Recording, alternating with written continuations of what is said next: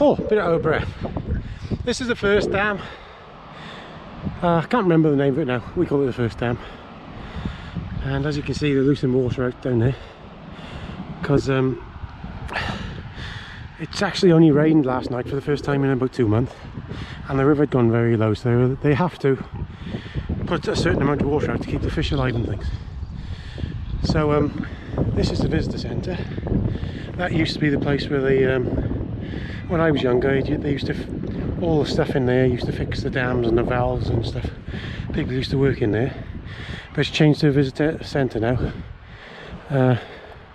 Pretty naff one where they just charge you for parking, to be honest. But where we're going today, we're going up above these dams, and I'll show you the other side of this now, because the water's at an extremely low level up here, and you can see all the remains of the houses and little farms and things that were there before it was flooded. So me and Karen are going off now.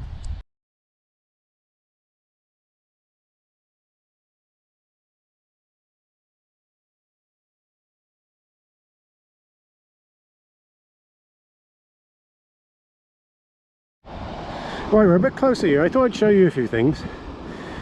I don't know if you can see it. If you see them lines of stone sticking out there, there used to be a railway line that came across from this side and across the top of there, and it was timber was put at angles to hold the railway line up. I'll insert some old photos that I get off Google to show you what it looked like. And if you can just see over the top there used to be a place, a stonemason's quarry, a stonemason's place where they used to make the stones for the dam. We'll see if we can see it now. And a little bit further up there, just on the left, is a place where they blew up a dam to test the bouncing bomb for Barnes Wallace. So we'll go a little bit further up to there and I'll video across then.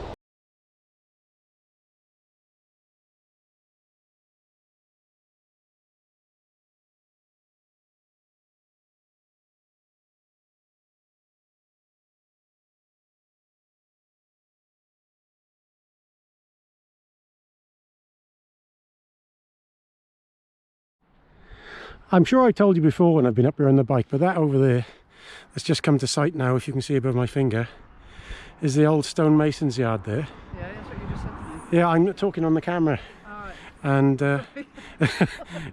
yeah, we got somebody who didn't hear what I was saying. Anyway, so there used to be a load of sheds there, and I'll put a photo in again to show you what it was like. There was some cranes and various things lifting the big stones, and then there was a road going down under the water to the dam there, and of course above there. But if you look above where my finger is there again, that's where that dam was that they blew up to test the validity of the bouncing bomb with Barnes Wallace. So my dad watched that from here when he was younger. So we'll go up a bit further and we'll show you the next bit.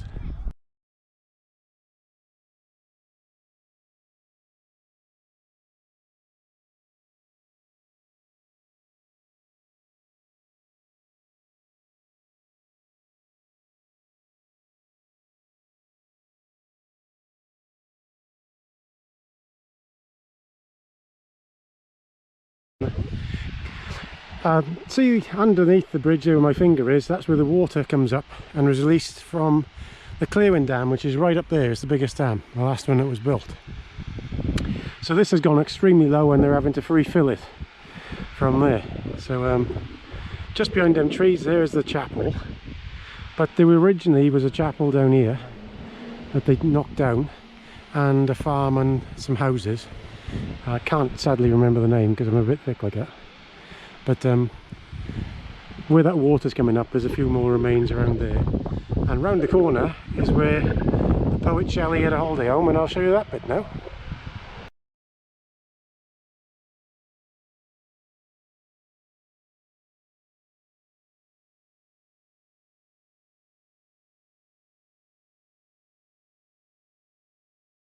This is the other side of the same one. You very rarely see it this low.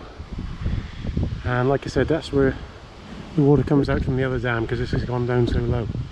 But this water then, from this place here, goes to Brum then, and it goes down through the filter beds, and it's sent all the way to Brum for drinking water by gravity feed, believe it. No pumping at all. So we'll go a bit round the corner again and we'll see that house of Shelley's, the poet.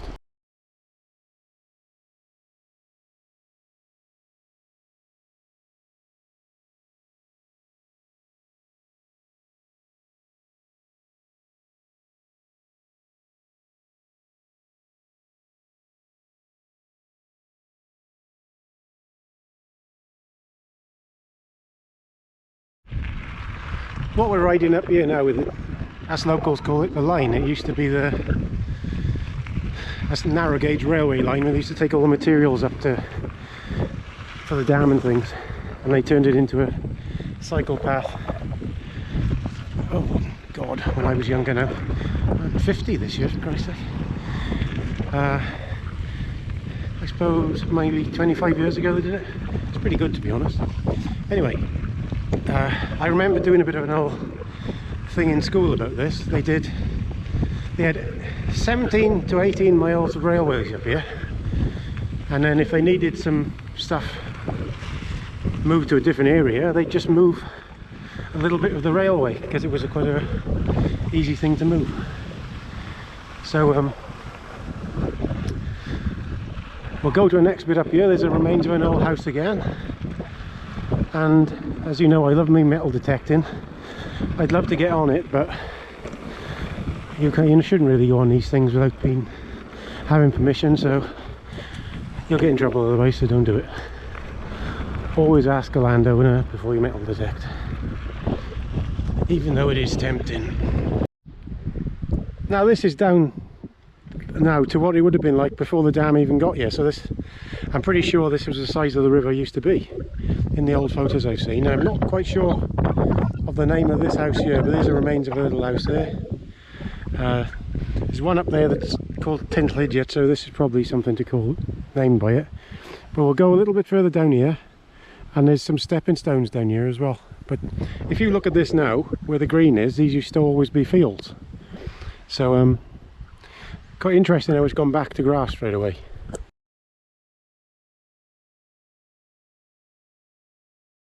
There's a house here.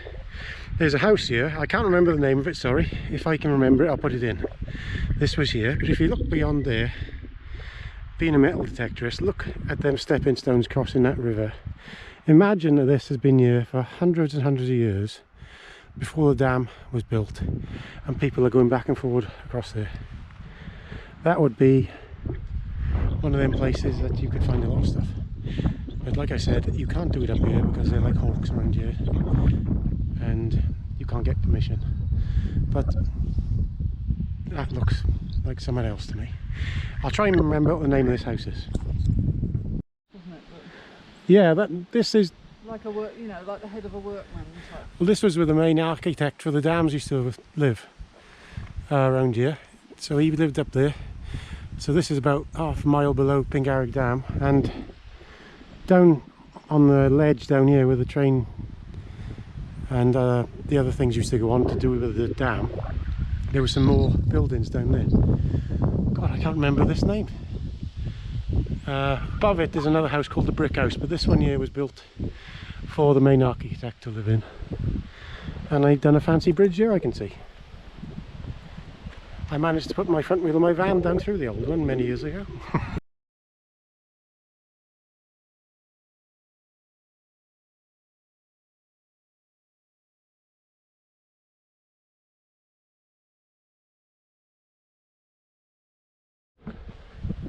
Well, here we are, we're at Pingarreg Dam at the top, you know, and as you can see there's no water coming out the bottom because it's so dry.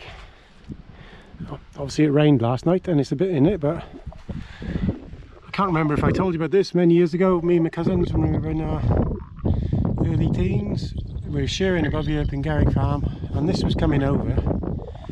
There's about 4 inches of water coming over here, and for some fucking idiotic reason we just started to do this game where we chuck a stone out.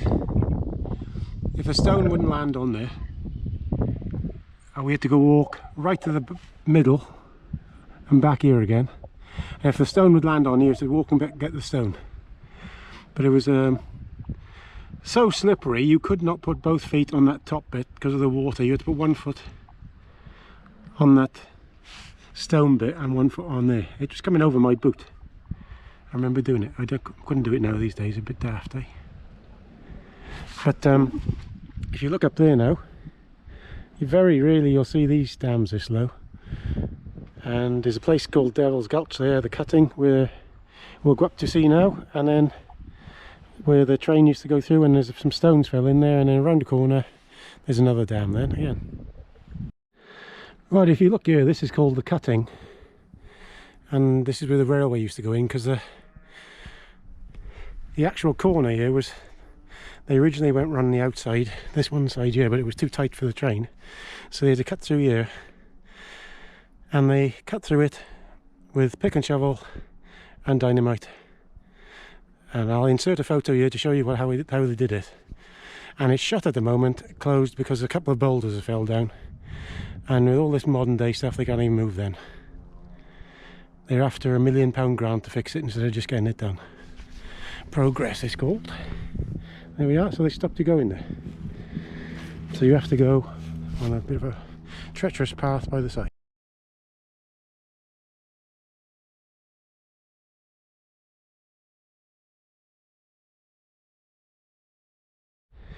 Right, this is a little, we're going up towards the top dam we call it now, and there's a little island here. This is usually, water is always up to there.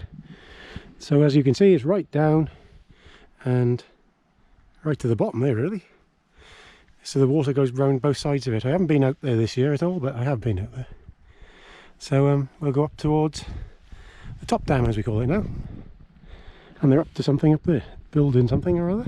There we are, it's a bit windy up here, but as you can see it's totally dry down here from the dam. God, could you imagine metal detecting that? There used to be a motorbike down there, I remember my uncle and me found it. But, they're up to something here. Looks like that's where the turbine comes out. And that side, look, it's really down because they've let it down to work on the dam.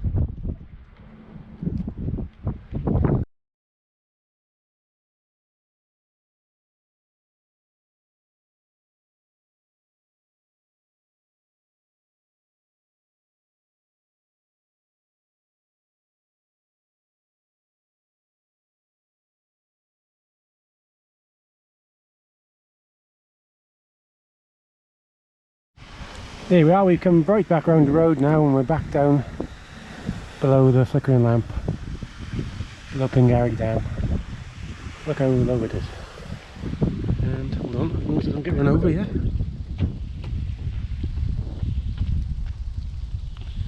This side as well. Look. Not very often all that comes to sight. See the walls where they've been built there, look. Pretty amazing what they used to do, fair play. Cheese! Right, that'll probably do for today. Hope you've enjoyed a bit of the trip around the valley. If you don't mind commenting and subscribing, because only 2% of you are who watch. Okay, ta-da.